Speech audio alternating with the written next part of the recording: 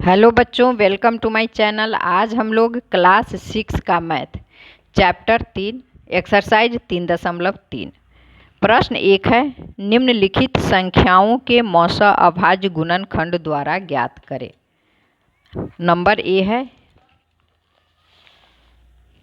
ए में है 24 और 36। ये हम पहले से ही लिख लिए हैं क्योंकि वीडियो लंबा हो जाता है इसलिए। तो यहाँ देखिए, पहले 24 का निकालते हैं तो इसमें ऐसे करेंगे, 2 से लगेगा तो हो जाएगा 12, फिर 2 से 6, फिर 2 से द्वितीया 6। अब 36 का 2 से हो गया 18, फिर 2 से 9, अब 3 से 3 तिया 9। अब लिखेंगे 24 का अभाज्य गुणनखंड बराबर 2 गुने 2 गुने 2 गुने 3, 2 गुने 2 गुने 2 गुने 3। अब लिखेंगे 36 का अभाज्य गुणनखंड बराबर 2 गुने 2 गुने 3 गुने 3, 2 गुने 2 गुने 3 गुने 3। अब देखेंगे कि कौन कौन सा संख्या दोनों में है। तो यहाँ देखिए 2, ये 2 दोनों में है, ये 2 फिर दोनों में है, ये 3 दोनों में है, इसका जोड़ा नहीं है और इस 3 का भी जोड़ा नहीं है। तब लिखेंगे 24 और 36 का मौसा बराबर 2 गुने 2 गुने 3। इसको और इसको लिखे हैं बराबर 2 दूना 4 और 4 तिया 12। अब है 40,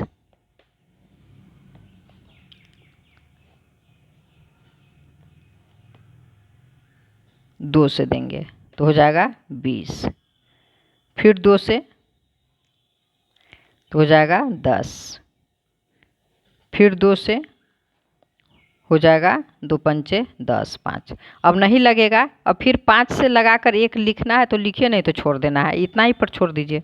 अब है 60, तो फिर इसमें है 2 से तो हो जाएगा 30, फिर 2 से हो जाएगा 15। अब 2 से नहीं लगेगा, अब 3 से लगेगा, 3 पचे 15, यहीं पे छोड़ देते हैं। अब लिखेंगे 40 का अभाज्य गुणनखंड बराबर 2 गुने 2 गुने 2 गुने 5। अब लिखेंगे 60 का अभाज्य गुणनखंड बराबर 2 गुने 2 गुने 3 गुने 5। अब लिखेंगे 40 और 60 का मौसा बराबर। तब इस दोनों में देखिए कौन कौन है, 2 दोनों में है, ये 2 भी दोनों में है और 5 इस दोनों में है, इसका और इसका जोड़ा नहीं है।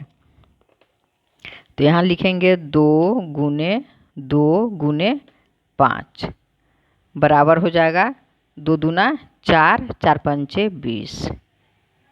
आंसर हो गया सी नंबर। 20 और 50 है तो 20 में 2 से लगाएंगे तो हो गया 10, फिर 2 से लगाएंगे तो हो गया 5, अब 2 से लगाएंगे तो हो गया 25। तो 25 में अब 2 से नहीं लगेगा, 3 से नहीं लगेगा तो 5 से लगाएंगे तो हो गया 5 पच्चे 25। अब लिखेंगे 20 का अभाज्य गुणनखंड बराबर 2 गुने 2 गुने 5। अब इसका लिखेंगे 50 का अभाज्य गुणनखंड बराबर 2 गुने 5 गुने 5। अब इस दोनों में कौन कौन सा है, तो ये 2 दोनों में है और ये 5 दोनों में है, इस 2 और इस 5 का जोड़ा नहीं है। तो लिखेंगे 20 और 50 का मौसा बराबर, सॉरी यहाँ था,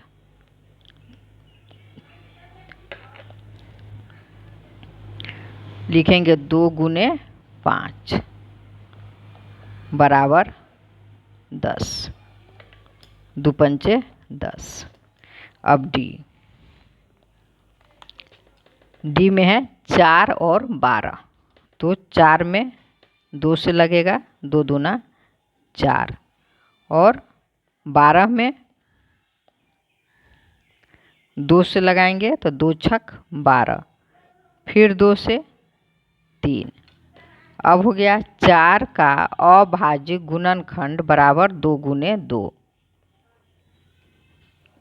अब लिखेंगे 12 का अभाज्य गुणनखंड बराबर 2 गुने 2 गुने 3। अब ये 2 दोनों में है और यहाँ भी ये 2 भी दोनों में है, इसका जोड़ा नहीं है, तो लिखेंगे 2 गुने 2 बराबर 4। अब देखिए अगला प्रश्न देखते हैं।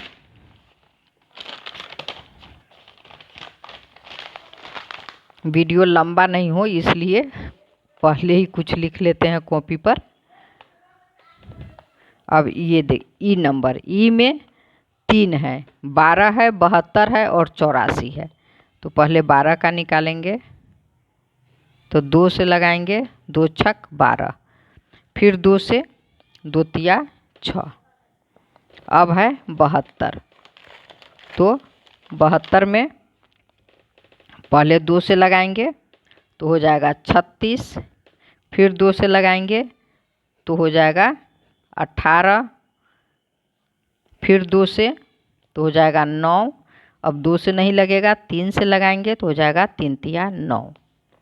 अब है 84, 2 से लगाएंगे तो ये हो जाएगा 24, फिर 2 से हो जाएगा 12, फिर 2 से तो हो जाएगा 6, फिर 2 से तो 2 तिया 6। अब लिखेंगे 12 का अभाज्य गुणनखंड बराबर 2 गुने 2 गुने 3। अब 72 का अभाज्य गुणनखंड बराबर 2 गुने 2 गुने 2 गुने 3 गुने 3। अब 84 का अभाज्य गुणनखंड बराबर 2 गुने 2 गुने 2 गुने 2 गुने 3। अब देखिए ये तीनों में ये 2 है, फिर इस तीनों में ये 2 है, पर अब इसमें दोनों में 2 है पर इसमें नहीं है, और 3, फिर देखिए 3 यहाँ भी है और यहाँ भी है, 3 तीनों में है। तो अब लिखेंगे 12, 72 और 84 का मौसा बराबर 2 गुने 2 गुने 3 बराबर हो जाएगा 2 दूना 4, 4 तिया 12। आंसर हो गया। अब प्रश्न 2 है।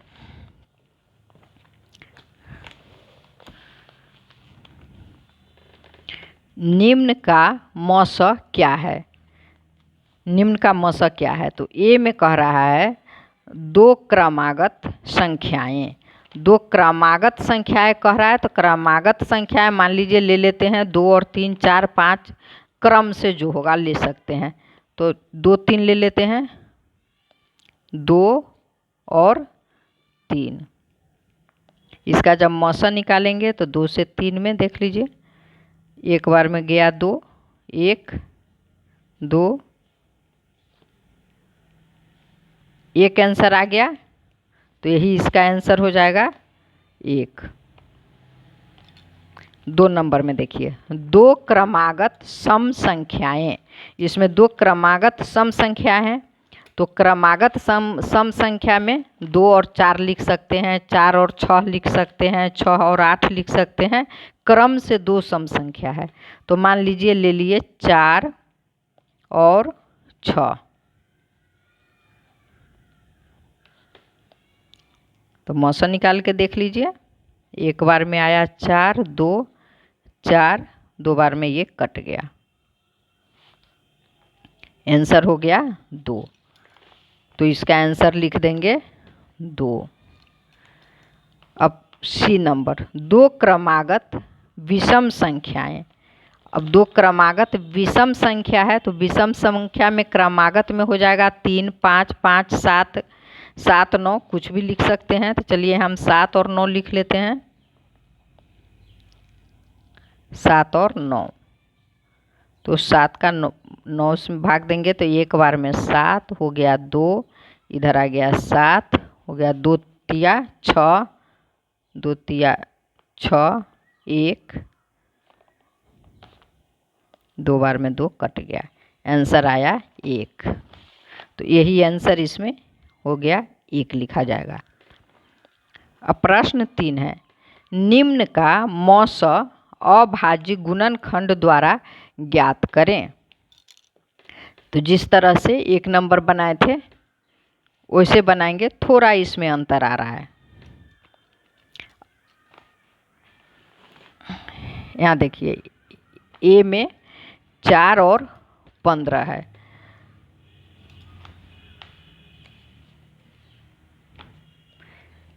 तो 4 का पहले निकाल लीजिए अभाज्य गुणनखंड। 4 का तो 2 से लगेगा, 2 दूना 4 हो गया। 15 का निकालेंगे तो इसमें 2 से नहीं लगेगा, 3 से लगाएंगे तो 3 पच्चे 15 हो गया। अब लिखेंगे 4 का अभाज्य गुणनखंड 2 गुने 2 और 15 का अभाज्य गुणनखंड 3 गुने 5। अब इसमें देखिए, इसमें 2 का जोड़ा इसमें नहीं है, 3 का इसमें नहीं है, 5 का इसमें नहीं है। कोई भी ऐसा नहीं है जो दोनों में हो, पर एक दोनों में होगा। जैसे 2 से अगर देते तो यहाँ 1 हो जाता, और इसको 5 से फिर देंगे तो फिर 1 हो जाएगा। तो 1 दोनों में आ रहा है, तो इसलिए इसका आंसर 1 हो जाएगा। इसमें 1 लिख दीजिए। ऊपर बोले थे नहीं लिखना है, इसकी आवश्यकता नहीं है, पर इसमें 1 भी नहीं है तो इसका आंसर 1 हो जाएगा। आप ये 1 लिखिए या नहीं लिखिए, यहाँ आंसर में 1 कर देना है। अगर आपका मन है कि यहाँ लिख देते हैं तो आप लिख दीजिए। ये शायद आप नहीं देख पाए हैं। 4 का अभाज्य गुणनखंड 2 गुने 2, यहाँ ना 2 गुने 2 लिखे हैं, और 15 का अभाज्य गुणनखंड 3 गुने 5, 3 गुने 5 लिखे हैं। तो इसका जोड़ा इसमें नहीं है, इसका जोड़ा इसमें नहीं है, 3 का इसमें नहीं है, 5 का इसमें नहीं है। तो 4 और 15 के मौसम में वही लिखते हैं जो दोनों में होता है। तो दोनों में 2 और 3, 5 नहीं है, लेकिन 1 दोनों में होगा। 1 से 4 भी कट रहा है और 1 से 15 भी कटेगा, तो इसलिए इसका आंसर लिख देंगे 1। बी नंबर 8 और 9 है, तो पहले 8 का निकालेंगे, 2 से 2 चौका 8, 2 दूना 4। 9 का निकालेंगे अब, तो 3 तिहाई 9। अब लिखेंगे 8 का अभाज्य गुणनखंड 2 गुने 2 गुने 2।